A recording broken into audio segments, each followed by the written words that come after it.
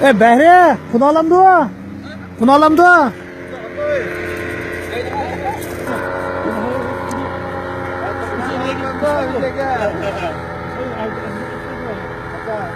Ben şu asam buldum ya.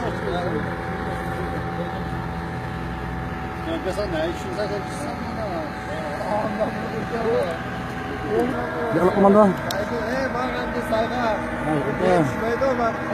Ne kadar? Tren mi?